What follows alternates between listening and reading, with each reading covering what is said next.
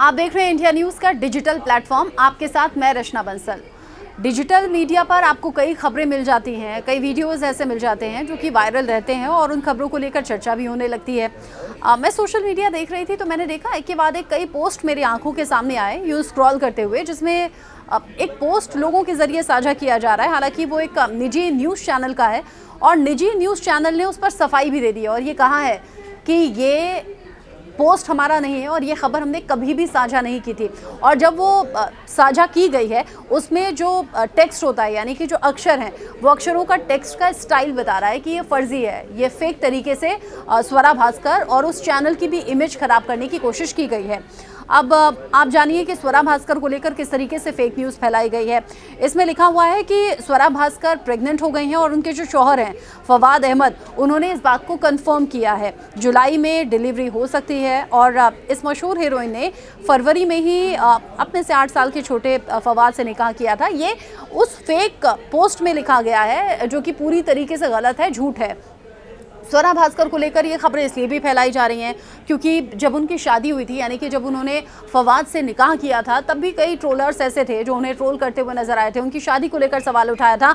अब उनकी इमेज पर सवाल उठाने के लिए, मैं ये नहीं कहूँगी कि इमेज ख़राब करने के लिए, क्योंकि अगर आप स्वरा भास्कर को लेकर ये कहेंगे कि इमेज ख़राब हो जाएगी तो फिर ऐसे कई बॉलीवुड इंडस्ट्री में नाम है या फिर और इसके अलावा कई बड़े चेहरे हैं जो इस तरह से शादी के बाद कुछ ही महीनों बाद पेरेंट्स बने हैं।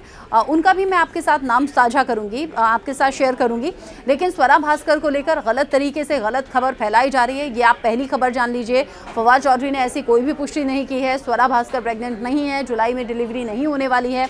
और अब साथ ही साथ अलग अलग टिप्पणी के साथ स्वरा भास्कर का नाम खराब किया जा रहा है। कुछ लोग लिखते हैं वो कौन सी मशीन थी जिसका उपयोग करके स्वरा भास्कर प्रेग्नेंट हो गई और अब शादी के 5वें महीने में ही वो बच्चे को जन्म दे रही हैं। इस पर चूंकि सोशल मीडिया यूजर्स हैं, अलग अलग टिप्पणी करते हैं, आप किसी को रोक नहीं सकते। ऐसे ही एक ट्रोलर का जवाब देते हुए मुझे लगता है स्वरा भास्कर के समर्थक रहे होंगे, उनके फैन रहे होंगे या फिर स्टैंड ले रहे होंगे। उन्होंने लिखा कि स्वरा भास्कर तो अभी नहीं है, इनसे बेहतर जानकारी आपको आलिया भट्ट दे सकती हैं, शिखर धवन दे सकते हैं, हार्दिक पांड्या दे सकते हैं और वो आपको बता सकते हैं कि ऐसा कैसे संभव होता है। मुझे लगता है ये पूरी तरह से पर्सनल होना चाहिए। किसी की पर्सनल लाइफ में क्या हो रहा है, क्या नहीं हो रहा है, उसको टिप्पणी करने का अधिकार किसी के पास नहीं होता। कौन कब शादी कर रहा है, किससे शादी कर रहा है, उनका बच्चा कब जन्म ले रहा है, ये टोटली उनकी चॉइस है, ये उनकी पर्सनल लाइफ है। लेकिन कुछ सोशल मीडिया यूज़र्स होते हैं जो दूसरों की ज़िंदगी में झांकते भी हैं, उस पर टिप्पणी भी करते हैं, उसे अच्छा या बुरा का सर्टिफिकेट भी दे देते हैं। लेकिन ये समझिए अपने ज्ञान चक्षु खोलकर कि अगर आप एक पर सवाल उठाएंगे तो ऐसे 10 लोग हैं जो आपको जवाब देने के लिए सामने आ जाएंगे, जैसा कि इन सोशल मीडिया यूज़र्स ने किया भी।